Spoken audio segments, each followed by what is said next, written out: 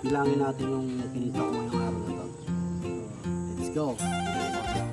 1, 2, 3, 4. Yun, for today's video mga boss ay pupunta ako ng Pundakit sa Antonio Zambales kung saan magugupit tayo doon. At hindi tayo maniningil pero bahala na sila kung magkano yung babayad nila. So ito, andito yung mga gamit ko. Nakahanda na lahat. May upuan, mesa, saka siyempre yung sandata natin, hindi natin makakalimutan.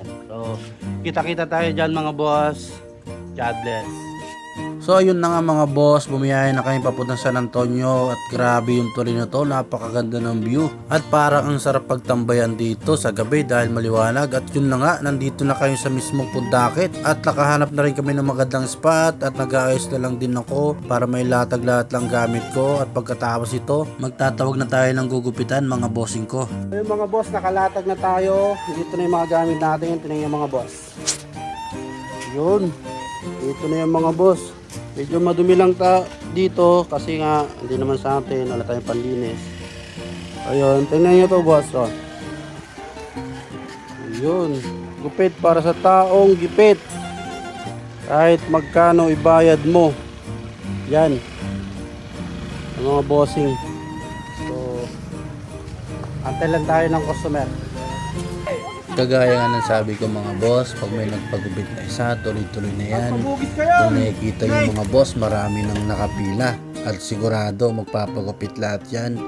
At salamat nga pala sa mga taga-Pundakit sa pagtiwala sa kakayahan ko kung paano maggupit, kung paano ang serbisyong binigay ko sa inyo.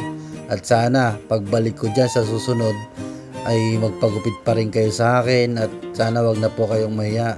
At kung may mga anak kayo, kakilala, tropa, dalhin nyo na at gugupitan natin lahat mga boss. Siya na po sa mga hindi ko nagupitan kanina. So, ayun mga boss, tapos na ako maggupit. Hinto ko na dahil grabe sobrang init. Pero, bilangin natin yung kinita ko ngayong araw na to. Let's go. Bilangin natin.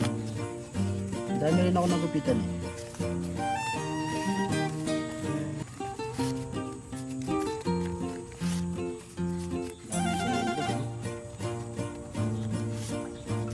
Gandahan ito mga boss, nakatulong tayo kasi alam mo kung bakit. Dito kasi wala silang barbershop. Pupunta pa sila ng bayan para magpagupit lang. Ngayon pagpunta nila ng bayan, magta-tricycle sila. Ang mahal ang tricycle dito, siguro masahe sila ng 80 pag isa lang nila. Pag may kasabay naman, babayad sila ng 40 o balikan yun, 80 rin. Yung bayad pa nila sa gupit doon, babayad sila ng 70. Diba mas malaki na sa akin kasi bossing, kahit magkano lang ibayad nila, kung ilan lang kaya nila pwede na sa akin yun.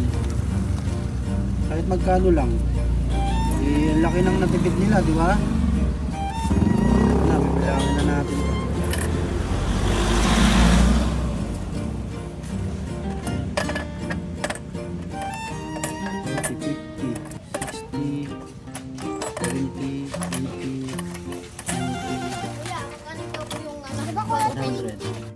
Okay mga boss, bilangin na natin kung magkano kinita ko.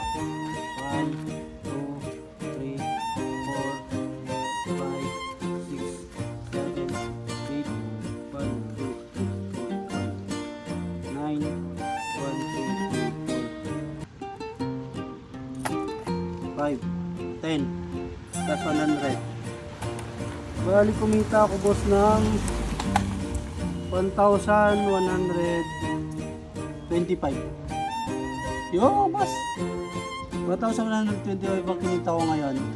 Nakatulong na ako. Kumita pa ako. So yung mga boss, pauwi na kami dahil tapos na ako maggupit. At sana supportan nyo pa rin ako sa next vlog ko. Thank you mga boss. Peace out.